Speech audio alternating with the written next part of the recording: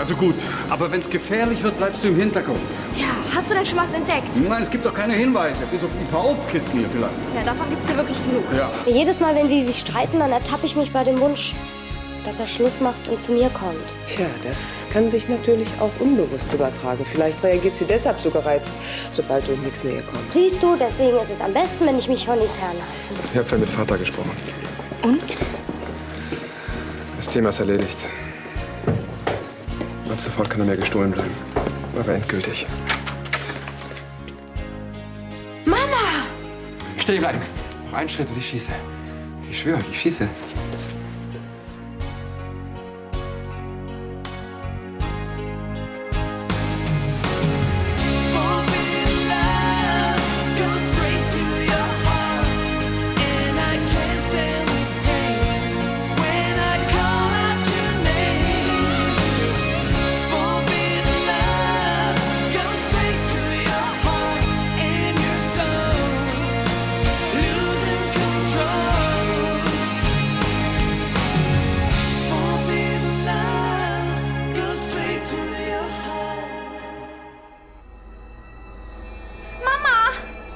Keine Dummheiten, Kathi. Nils, Ja, bitte. das gilt auch für dich. Rühr dich nicht von der Stelle. Das hat doch keinen Zweck. Willst du das nicht endlich einsehen? Höre ich da etwa einen flehenden Unterton heraus? Wo bleibt denn deine Heldenpose? Sag mal, gehe ich recht in der Annahme, dass der große Geschäftsmann von Anstetten sein Handy dabei hat? Schmeiß es raus.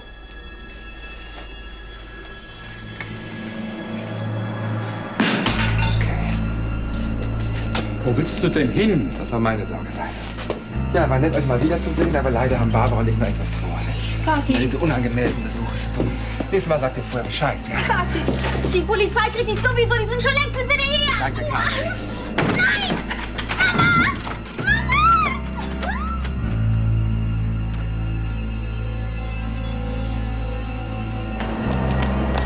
Kathi! Christoph! Endlich still! Du kannst die beiden doch nicht da unten lassen! Ich kann mit dir noch was ganz anderes machen, wenn ich ehrlich Ruhe gibst. Rein mit dir. Rutsch rüber, du fährst.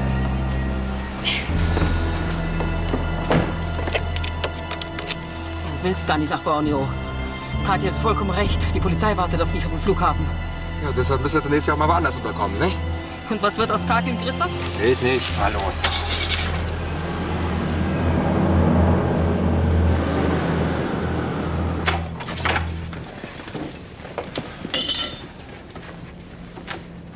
Diese Nacho-Soße war höllisch scharf. Ich brauche dringend was zum Löschen. Ja, du weißt, wo der Kühlschrank ist. Bedien dich. Und bring uns was mit. Na gut.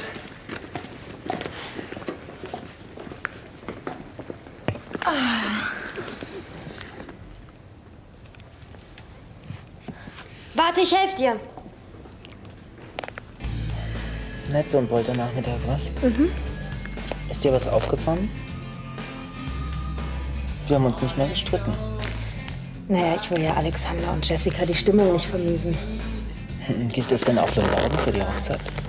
Alle Streitigkeiten sind für die Dauer der Feierlichkeiten eingestellt. Ah, na prima, dann kannst du uns ja beim Blumenarrangement für den Hochzeitswagen helfen, oder? Ich soll Blumen binden? Bin ich Floristin? Frauen haben dafür einfach ein viel besseres Händchen. Ja, genau. Wozu leben wir im Zeitalter der Gleichberechtigung? Das könnt ihr schön alleine machen. Ich muss mich nämlich noch um mein Outfit für morgen kümmern. Tschüss. Tschüss. Wir müssen auch langsam los. Im Gartencenter haben die gesagt, wir müssen die Blumen bis heute Nachmittag abholen. Schaffst du das nicht auch alleine? Ich würde gerne noch einen Moment abhängen. Faulpelz. Also gut. Wir sehen uns dann zu Hause. Bis dann. Wie wär's denn mit dir? Was ist? Möchtest du uns nicht bei den Blumen helfen? Ich weiß nicht. Okay. Du hast keinen Nerv drauf, ständig mit Nick zusammen zu sein. Ja, ich kann dich da auch verstehen. Aber Nick und ich haben einfach kein Händchen für sowas. Und am Ende kommt dann ein Beerdigungskranz bei raus. Oh, Milli, bitte.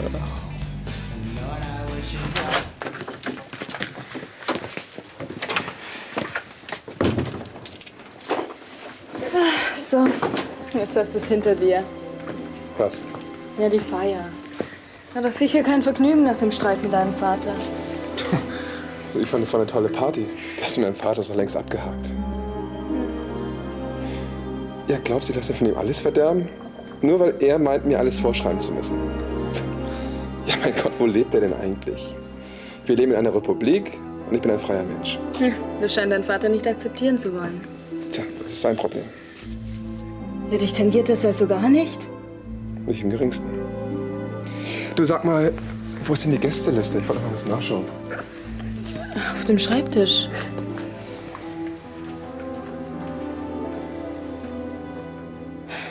Finde ich wirklich klasse, dass du uns hilfst, Mili. Schon okay. So, dann brauchen wir noch mehr Bänder. Bänder. Sonst noch was? Nee, das war's. Ich wiederhole nochmal. Blumendraht, Grün zum Dekorieren, Schleifen und Bänder. Ja, aber nicht zu bunt, sonst sieht das alles so aufdringlich aus. Klar, das soll ja kein Karnevalsumzug werden. Mann, Milli, wenn wir dich nicht hätten, würden wir das niemals hinkriegen. Da muss ich meinem Brüderchen ausnahmsweise mal recht geben. So, dann werde ich mal sehen, dass ich die restlichen Sachen besorge. Ciao. Ciao. Ciao.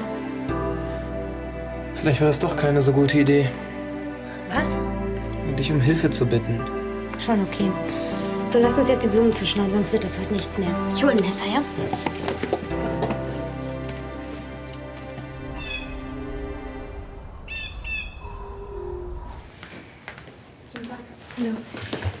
Ich hätte gern Herrn von deinem Oktavbach gesprochen. Ich werde ihm Bescheid sagen.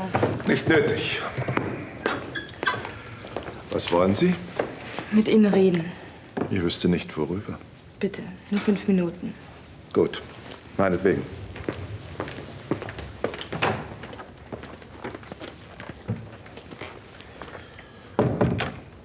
Und? Hat Alexander Sie geschickt? Sollen Sie für schön Wetter sorgen, ja? Alexander weiß nichts von meinem Besuch. Er würde nicht wollen, dass ich zu Ihnen gehe. Er würde es für zwecklos halten. Diese Einschätzung würde ich teilen. Sie vergeuden Ihre Zeit. Und meine dazu. Sind Sie wirklich so borniert? Wissen Sie denn nicht, was Sie Alexander antun? Ich habe ihm nichts angetan. Aber er hat mich enttäuscht. Wie konnte er sich nur derartig von Ihnen den Kopf verdrehen lassen? Wir lieben uns, das ist alles. Wollen Sie ihn dafür bestrafen? Dass er liebt? Muss er deswegen so leiden? Jawohl. Er leidet. Er will es sich nicht anmerken lassen. Aber ich spüre es. Er leidet unendlich. Genauso wie ich gelitten habe, als ich meinen Vater verloren habe. Er ist vor einigen Wochen zusammen mit meiner Großmutter bei einem Autounfall ums Leben gekommen. Warum erzählen Sie mir das? Damit Sie endlich begreifen, was Sie Alexander angetan haben. Sie haben ihm seinen Vater genommen. Bloß weil Sie mich nicht mögen. Ich erwarte ja nicht, dass Sie mich lieben. Aber Ihr Sohn, der hat ein Recht auf Ihre Liebe. Und er braucht Sie. Versöhnen Sie sich mit ihm. Bitte. Sind Sie jetzt fertig? Langsam glaube ich auch, dass es keinen Zweck hat. Nehmen Sie wohl, Herr von Deimburg-Talbach. Und vergessen Sie nie, der Verlust eines Vaters ist durch nichts zu ersetzen. Genauso wenig wie der Verlust eines Sohnes. Mili! Ich bin hier! So, ich glaube, ich habe jetzt alles. Au. Was ist denn passiert? Halb so wild. Zeig mal hier. Hier müssen irgendwo noch Pflaster rumfliegen. Quatsch, es hört gleich von alleine auf. Ja. Bist du sicher? Klar. Okay. Wie weit bist du denn? Ich bin soweit fertig. Wir müssen sie nur noch zusammenbinden. Die hier sind alle übrig geblieben. Was meinst du? Welche passen besonders gut zusammen? Also ich würde sagen, die und die und die. So. Würde der dir gefallen? Mhm. Klasse. Dann gefällt der Steffi bestimmt auch. Unter Garantie. Ha, die wird Augen machen.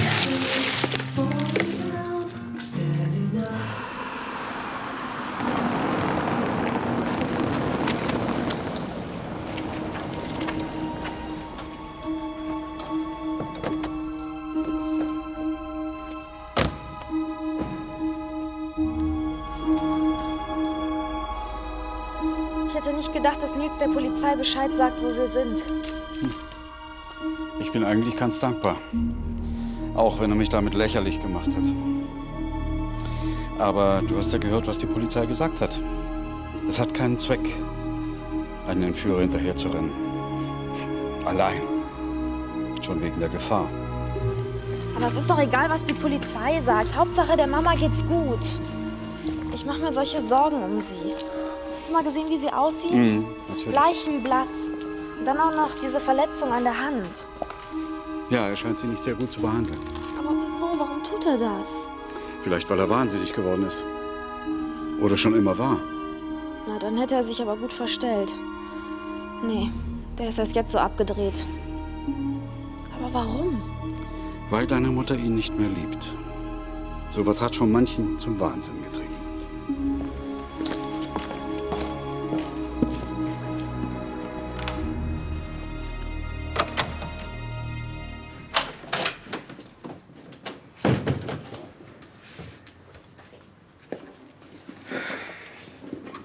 Na? Wo warst du denn? Bei deinem Vater. Ich habe dir nichts gesagt, weil du bestimmt dagegen gewesen wärst. Aber ich musste es versuchen. Ich konnte mir einfach nicht vorstellen, dass es so stur ist. Um deiner Stimmung nach zu urteilen, ist es auch geblieben, stimmt's? Hätte mich auch sehr gewundert. Vielleicht solltest du dich ja von mir trennen. Sag mal, bist du verrückt? Naja, solange wir zusammen sind, wird er nicht mit dir reden. Ich will doch nur, dass du glücklich bist. Ja, und ich kann nur mit dir glücklich sein. Also er muss doch genauso an dir hängen wie du an ihm. Du bist doch sein Sohn. Von wegen, das hat er mir ja deutlich genug zu verstehen gegeben. Aber was soll's? Ich kann auch sehr gut ohne ihn auskommen. Das glaube ich dir nicht. Ich glaube, dass dir die Sache viel mehr zu schaffen macht, als du zugibst. Ach ja? Ja. Du willst es nur nicht zeigen. Du meinst, es wäre ein Zeichen von Schwäche. Habe ich recht? Kann man eigentlich irgendetwas für dich verheimlichen? Ach, wir machen es uns morgen trotzdem schön. Wir versuchen einfach nicht an deinen Vater zu denken. Den Tag lassen wir uns nicht verderben.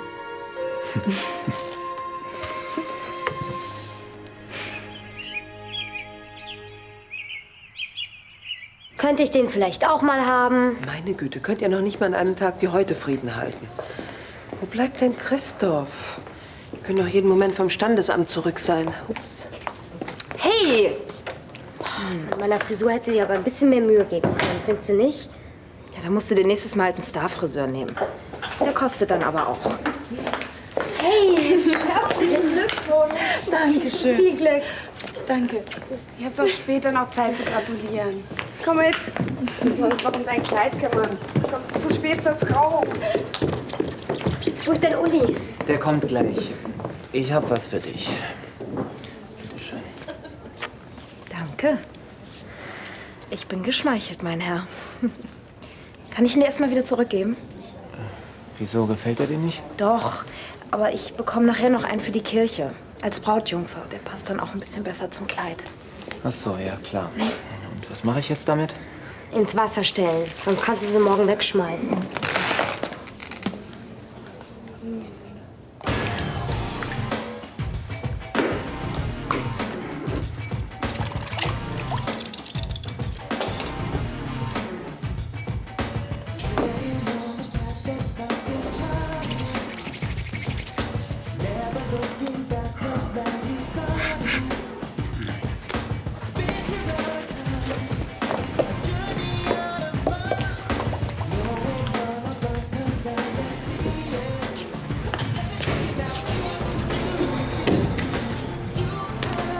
Was benutzt du denn für ein Rasierwasser? Gefällt's dir nicht? Nein, aufdringlich. Aus theologischer Sicht ist aber unbedenklich. Jedenfalls ist mir keine Bibelstelle bekannt, in der Rasierwasser verboten wird. Hilfst du mir bitte mal? Ja. Hi. Danke. Was heißt denn hier Hi? Begrüßt man so einen Pfarrer? Ich möchte so begrüßt werden, wie es sich gehört. Na, okay. Ach Mist. Das mit der Begrüßung kriegen wir noch hin, Chef. Wollen Sie auch mal? Danke. Oh Mann, wie lange willst du dir das Kleid denn noch angucken? Wir müssen uns unbedingt was einfallen lassen. Mann, ich muss doch erst mal sehen, was kaputt ist. Ich glaube, das ist ziemlich offensichtlich. Ganz ruhig. Ein paar Sicherheitsnadeln und von dem Riss sieht keiner mehr was. Sicherheitsnadeln? Das würdest du nie sagen, wenn es dein Kleid wäre. Also erstens ist es nicht mein Kleid und zweitens wird was anderes nicht funktionieren. Aber ich kann doch nicht wie ein Punk mit 1000 Sicherheitsnadeln rumrennen. Ich glaube auch, das Kleid ist hin. Genau, und wenn ich 100 Sicherheitsnadeln nehme? Das war ja nur ein Vorschlag. Wenn ihr eine bessere Idee habt. Uns fällt schon was ein, was, Millie? Na, hoffentlich bald. Es steht nämlich noch sowas wie eine Trauung an. Kümmere dich lieber um eine Vase. Zum Glück konnte die Polizei euch befreien. Uns ja. Nur Mama ist immer noch bei Nils. Dabei waren wir schon so dicht dran. Und du hast keine Ahnung, wo Barbara jetzt stecken könnte? Er kann sie überall hingeschleppt haben. Am liebsten würde ich jedes Haus in Düsseldorf durchsuchen. Und wenn er in einer anderen Stadt ist? Und dann noch diese Hochzeit. Wahrscheinlich hat er sie schon längst ins Ausland gebracht. Nach Holland oder Belgien. Wenn er sie nicht sogar schon... Kathi, wir dürfen die Hoffnung nicht aufgeben. Ich glaube auch nicht, dass er ihr was tut. Er hat sie doch mal geliebt. Na und? Bei dem braucht doch nur mal eine Sicherung durchzuknallen. Und dann? Ich fürchte, Kathi hat recht. In dem Zustand ist Nils alles zuzutrauen. Da unten fährt schon wieder ein Lieferwagen vor. Partyservice. Hast du eine Ahnung, was da los ist? Vielleicht eine kleine Begrüßungsfeier für deine Rückkehr. Nein, es muss was anderes sein. Hat Christoph Geburtstag? Er hätte dir ganz bestimmt eine Einladung geschickt.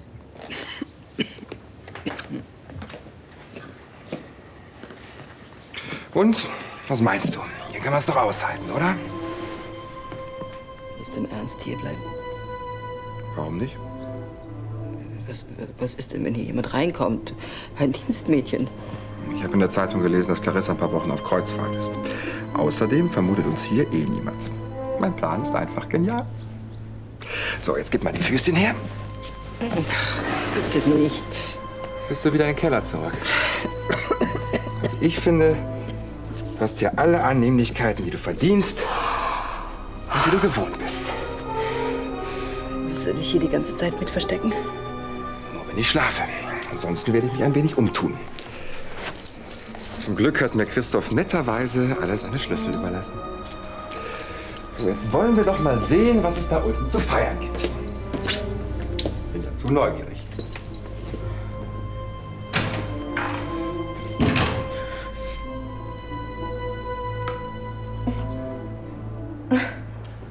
So, wo soll ich den Strauß hinstellen? Was weiß ich. Irgendwo hin. Was machen die bloß? Lässt Millie sich gleich ein neues Kleid nähen? Die ganze Aktion ist komplett idiotisch. Wo wollen die beiden jetzt noch ein Kleid auftreiben? Das vor allem passt. Millie hat nicht gerade eine Allerweltsgröße. Kinder, die Braut wäre soweit. Wo sind denn die anderen? Ja, woher soll ich das wissen? Ja, wir müssen los. Dann würde ich sagen, wir fahren einfach. Was ist denn passiert? Warum bist du jetzt so gereizt? Wo habt ihr das denn aufgetrieben? Im Kostümverleih? Erraten. Die hatten zufälligerweise die richtige Größe noch da. Das ist ja wunderschön, aber warum hast du ein neues Kleid gebraucht? Frag doch Steffi.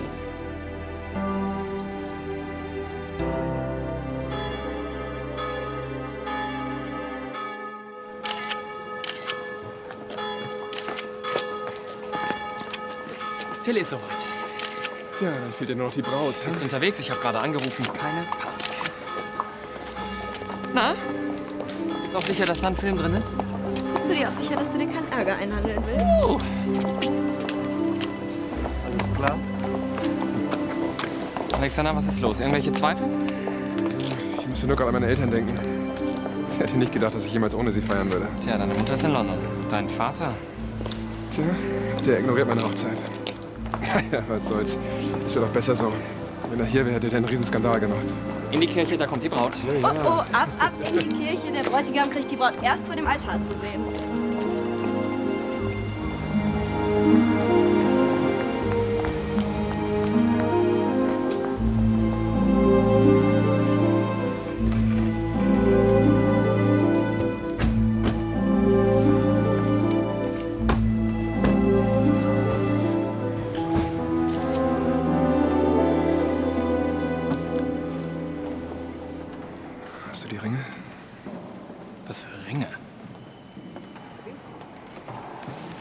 Ernst, natürlich habe ich die Ringe.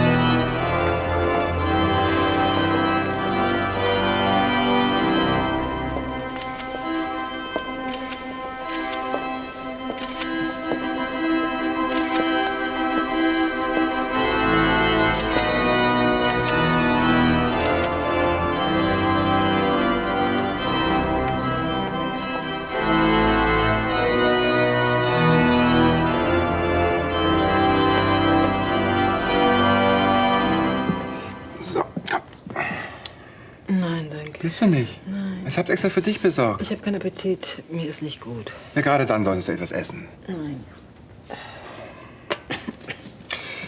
Mich hat übrigens keiner bemerkt. War wirklich lustig. Ich konnte mich praktisch frei bewegen. Sieht eindeutig nach einer Hochzeit aus. Eine Hochzeit?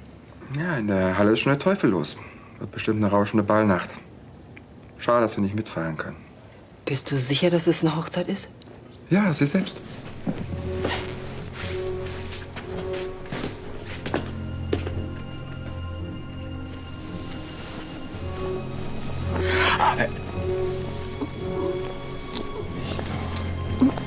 Ich scheine mit den Gedanken ganz bei vorbereitet zu sein. Da wollen wir ihn doch nicht stören. Oder willst du mein Vertrauen enttäuschen? Gut. Du weißt, ich war schon einmal sehr böse auf dich, als du Christoph benachrichtigt hast. So böse, dass ich beinahe etwas getan hätte, was sich nicht mehr rückgängig machen lässt. Du hättest es fertiggebracht, mich umzubringen. Man tötet nicht, was man liebt. Aber diese Liebe musst du dir jeden Tag neu verdienen. Denn wenn es mit meiner Liebe erst einmal vorbei ist, dann...